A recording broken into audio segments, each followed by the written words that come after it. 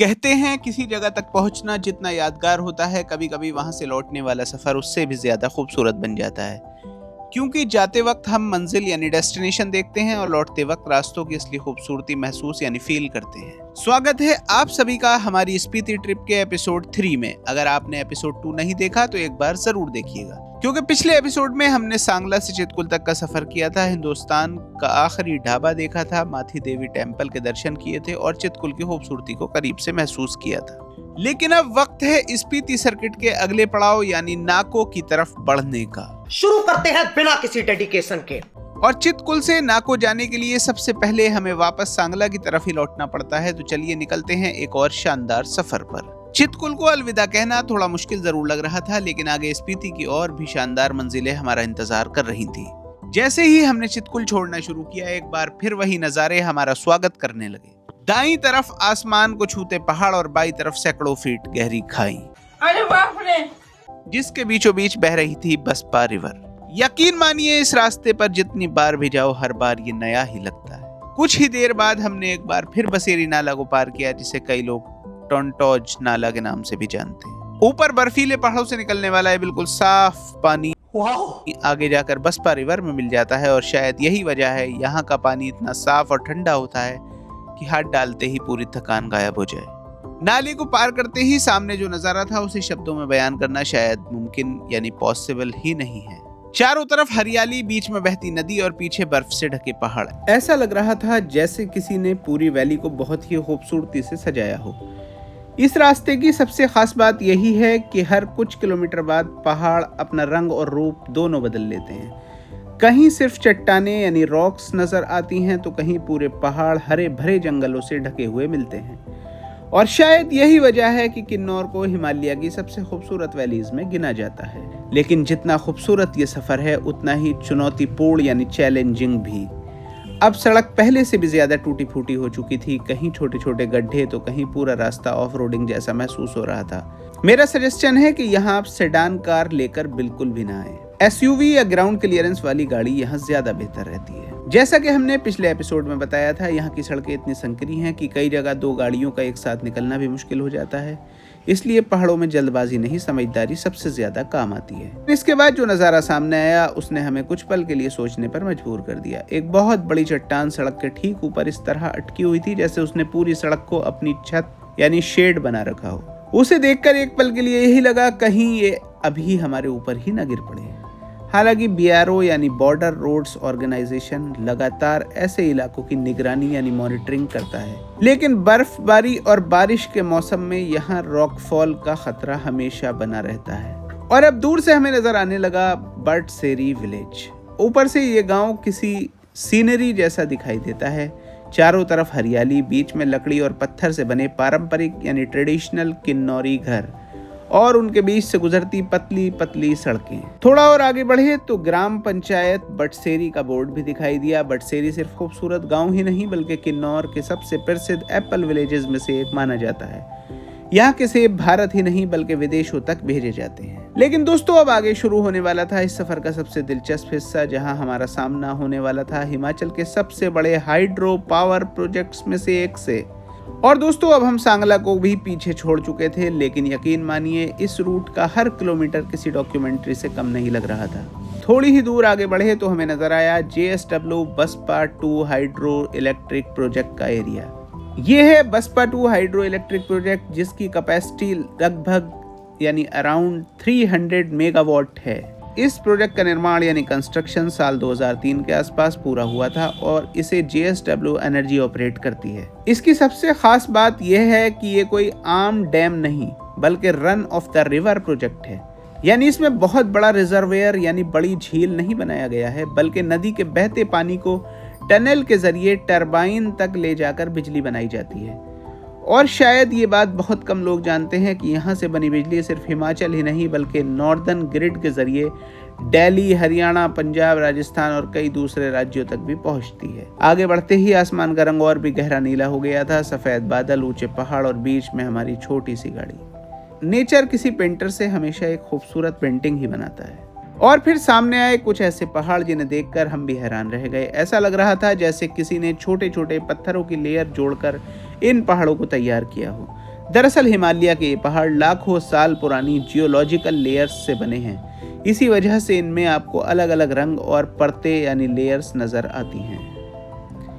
लेकिन इन खूबसूरत नज़ारों के बीच रोड अब भी उतनी ही खतरनाक थी। एक तरफ सीधे पहाड़ और दूसरी तरफ गहरी खाई और बीच में बस एक पतली सी सड़क। यहाँ गाड़ी चलाते वक्त स्टीयरिंग से ज्यादा भरोसा अपने हौसले पर करना पड़ता है। थोड़ी देर बाद हमें माइलस्टोन दिखा जहाँ लिखा था करछम सिर्फ 9 किलोमीटर की दूरी पर है। और तब हमारी नजर पड़ी एक बहुत ही मशहूर ट्रैकिंग रूट पर। यह है बुरान पास रूट। लगभग 15,000 फीट की ऊंचाई पर मौजूद ये पास हिमाचल की सबसे एडवेंचरस ट्रैक्स में से एक माना जाता है। इस ट्रैक को कंप्लीट करने में आमतौर पर 4 से 5 दिन लग जाते हैं। और इस रूट की एक और खास बात, यहाँ आपको बाइकर्स जरूर मिलेंगे। लद्दाख हो या स्पीति, माउंटेन राइडर्स के लिए ये रूट किसी जन्नत से कम नहीं। दूर पहाड़ों के बीच हमें नजर आया सापनी विलेज। यही वो गांव है जहां से भी बुरान पास ट्रैक का एक और रूट शुरू होता है। आज भी यहाँ के लोग सेब की खेती और पारंपरिक किन्नौरी जिंदगी जीते हैं। और थोड़ा आगे बढ़े तो बिरुआ गांव भी नजर आया। ये गांव भी ट्रैकर्स के लिए काफी मशहूर है और बुरान वैली का एक इम्पोर्टेंट पॉइंट माना जाता है। अब हम पहुंच चुके थे बसपा रिवर के ऊपर बने एक बहुत ही बड़े ब्रिज पर। इसी ब्रिज के पास JSW बसपा 2 प्रोजेक्ट का एंट्रेंस भी है और ब्रिज पर लिखा था JSW hydro energy limited, Karcham 1 to 1045 megawatt और Baspa 2 300 megawatt hydro electric projects में आपका हार्दिक स्वागत है। इसी ब्रिज के पास से एक रोड अलग होती है जो सापनी विलेज की तरफ जाती है। यहाँ से सापनी लगभग 8.5 किलोमीटर की दूरी पर है। तो दोस्तों अभी जो आप ये देख रहे हैं मेरे पीछे, ये पूरा करछम डैम है और ये सामने जो आपको बिल्डिंग दिखाई दे रही है, यहीं पे 1045 मेगावाट का बिजली का उत्पादन होता है। इतनी खूबसूरत जगह हो और फोटो न ली जाए, ऐसा हो ही नहीं सकता। तो हम भी कुछ देर के लिए यहीं रुक गए। ग्रुप फोटोज, ड्रोन शॉट्स और ढेर सारी मस्तियाँ। और नीचे बह रही बसपा रिवर का हल्का ग्रीनिश पानी यानी वाटर सच में देखने लायक था। ओहो! ये रंग ग्लेशियर से आने वाले मिनरल्स और पहाड़ों की मिट्टी की वजह से ऐसा नजर आता है। और दोस्तों अब हम धीरे धीरे किन्नौर के उस हिस्से में दाखिल यानी एंटर हो रहे थे जहां से स्पीति का असली एडवेंचर शुरू यानी माना जाता है।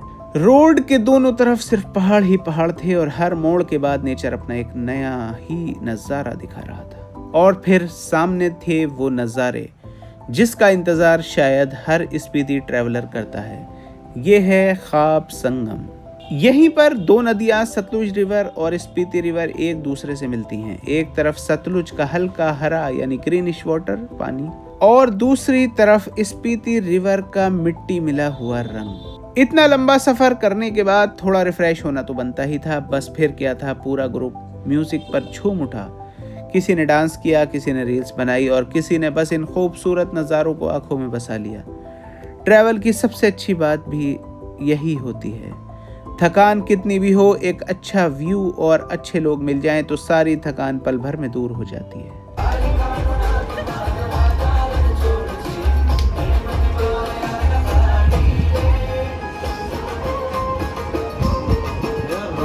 मजा आया।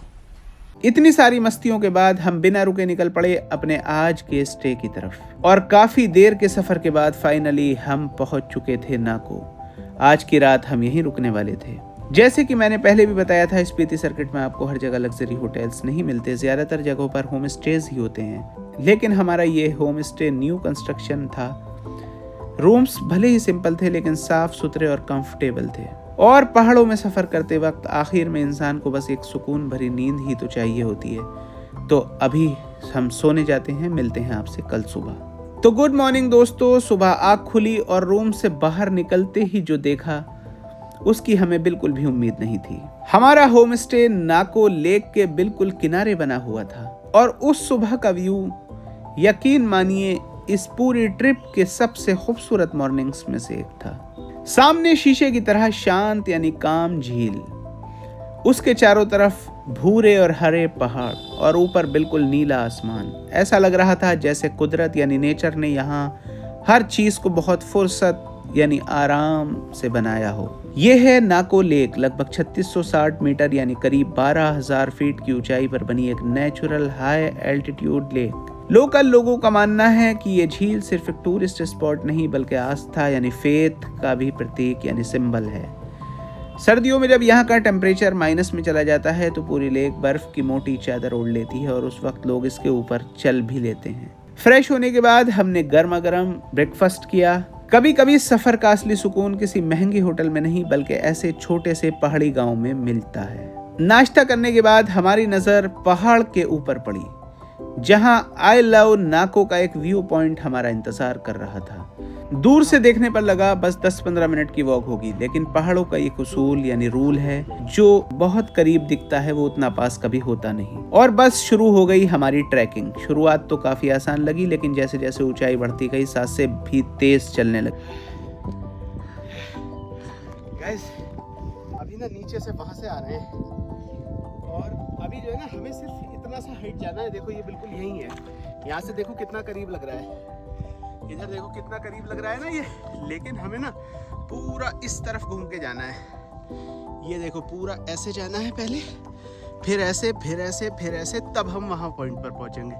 मतलब ट्रैकिंग ना इतनी घूम घूम कर होती है। पथरीले रास्ते, छोटी छोटी जिगजैग चढ़ाइयाँ और कम होती ऑक्सीजन। हर कदम के साथ लग रहा था कि बस अब पहुंच ही गए, लेकिन हर मोड़ के बाद एक और मोड़ हमारा इंतजार कर रहा था। बीच रास्ते में हमने थोड़ा पानी पिया। प्यास से ज्यादा जरूरत थी थोड़ा सा हौसला जमा करने की। यहाँ चलना देखने में जितना आसान लगता है असल में उतना बिल्कुल भी नहीं है। बीच बीच में हम रुकते भी रहे, कभी फोटोज के लिए, कभी वीडियोस के लिए और कभी कभी सिर्फ इसलिए ताकि इन नजरों को आंखों में हमेशा के लिए कैद यानी कैप्चर कर सकें। और हमारे साथ हमारे कुछ टूरमेट्स भी हैं, तो इनसे थोड़ी सी बात करते हैं। भाई देखना, बिल्कुल भी बताना। ये देखो ये हमारी टूरमेट हैं, ये भी बहुत गिल्ट फील कर रही है कि मैं क्यों आ गई हूँ। बिल्कुल आना, ये झूठ बोल रहा है, बहुत मजा आएगा। और आखिरकार काफी मशक्कत यानी मेहनत के बाद हम पहुंच ही गए I love Nako view points पर। तो दोस्तों फाइनली ये चेक करो, आई लव नाको। जब ट्रैकिंग करके मैं 1 क्विंटल 10 किलो का यहाँ आ सकता हूँ ना, तो यार लानत है तुम्हारे ऊपर, साला तुम 60-70 किलो का होके नहीं आ सकते। नहीं, हम 50 किलो के, हम आराम से आ गए। ये देखो यार, आओ यार एक बार ट्राई करो ट्रैकिंग, बहुत यार कर पाओगे तुम भी। तुम्हें लगता है ना मैं नहीं कर पाऊंगा, जब मैं कर पा रहा हूँ तो तुम कर पाओगे। तुम तो बहुत फिट हो यार मेरे सामने। ऊपर से जो नजारे दिख रहे थे उसके लिए शायद हर कदम की मेहनत वसूल हो गई। नीचे पूरा नाको विलेज, बीच में चमकती हुई नाको लेक और चारों तरफ हिमालय की ऊंची ऊंची चोटियां। यकीन मानिए कैमरा इस खूबसूरती का सिर्फ आधा हिस्सा ही दिखा पाता है। लेकिन दोस्तों सफर अभी खत्म नहीं हुआ है। ऊपर से ही हमें दिख गया कि नीचे हमारा टेम्पो ट्रैवलर अगले सफर के लिए तैयार हो रहा है। अब बारी थी स्पीति के दिल यानी काजा की तरफ निकलने की, और काजा का सफर इस ट्रिप का सबसे एडवेंचरस चैप्टर होने वाला है। थोड़ी देर यहाँ की ठंडी हवाओं और खूबसूरत नजारों का लुत्फ लेने के बाद अब वक्त था वापस नीचे लौटने का। उतरना देखने में आसान जरूर लगता है, लेकिन पहाड़ों में उतरते वक्त भी उतनी ही सावधानी या केयर रखनी पड़ती है जितनी चढ़ाई के वक्त। नाको एक छोटा सा गांव, लेकिन याद बहुत बड़ी दे गया। यहाँ सिर्फ एक लेक नहीं, सिर्फ एक विलेज नहीं, बल्कि एक ऐसी जगह जहाँ सुकून यानी पीस हर हवा के झोंके में महसूस होता है। अगर आप स्पीति ट्रिप प्लान कर रहे हैं तो मेरी एक सलाह एडवाइस जरूर मान लीजिए। नाको को सिर्फ रास्ते का स्टॉप मत समझना, यहाँ कम से कम एक नाइट जरूर स्टे करना। वैसे एक इंटरेस्टिंग बात यह है कि नाको विलेज लगभग 3660 मीटर यानी करीब 12,000 फीट की ऊंचाई पर बसा हुआ है, और यहाँ पर स्थित है 11वीं सेंचुरी की मशहूर नाको मॉन्स्ट्री, जिसे महान बुद्ध गुरु रिनचेन ज़ेंगपो से भी जोड़ा जाता है। तो गाइस अभी हम मौजूद हैं नाको के एक मून लेक होटल में, और यहाँ से ये चेक कीजिए, आप पहाड़ों का व्यू चेक कीजिए।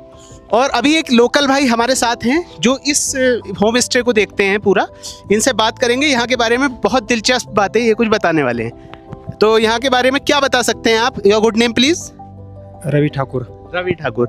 तो रवि भाई हमें बताइए कि यहाँ के बारे में कुछ बढ़िया बढ़िया सा, जो लोग ट्रैकिंग करना चाहते हैं या और घूमना चाहते हैं, इधर आना चाहते हैं, तो क्या उनके लिए आप कहेंगे? यहाँ से एक टशीगंग के लिए ट्रैक है और एक है रियूपुर का। अच्छा जी, रियूपुर के लिए अभी तो फिलहाल ओपन नहीं है क्योंकि अभी बर्फ है ऊपर।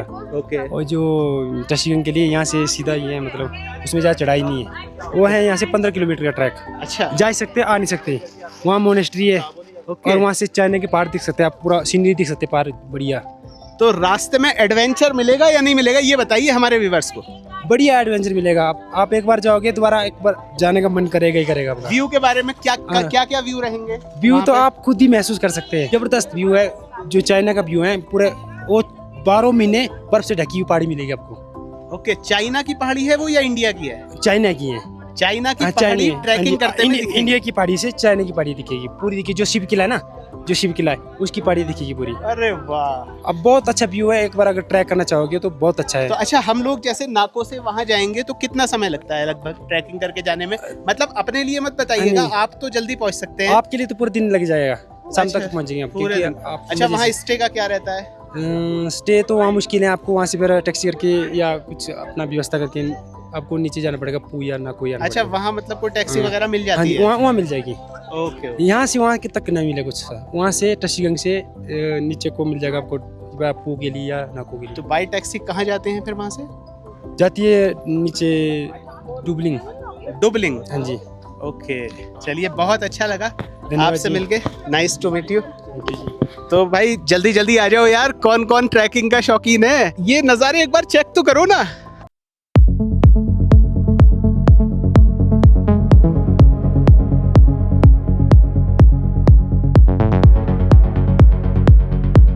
तो दोस्तों अब हम निकल चुके हैं नाको से और अगला डेस्टिनेशन है स्पीति का दिल काजा। लेकिन यकीन मानिए, नाको से काजा तक का सफर इस पूरी ट्रिप का सबसे अलग और सबसे ज्यादा एडवेंचरस होने वाला है। आगे आप देखेंगे अजब गजब शेप वाले पहाड़, दुनिया के सबसे पुराने मॉन्स्ट्रीज में से कुछ, हाई एल्टीट्यूड विलेजेस और वो नज़ारे जो शायद आपने आज तक सिर्फ फोटोज में ही देखे होंगे।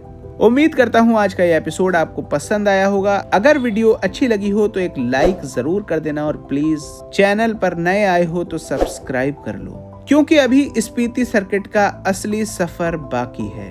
और हाँ, कमेंट करके जरूर बताना इस पूरे एपिसोड में आपको सबसे खूबसूरत जगह कौन सी लगी। मिलते हैं अगले एपिसोड में, तब तक के लिए अपना और अपनों का ख्याल रखिए। मैं मिलता हूँ आपसे बहुत जल्दी। जय हिंद, लव यू ऑल।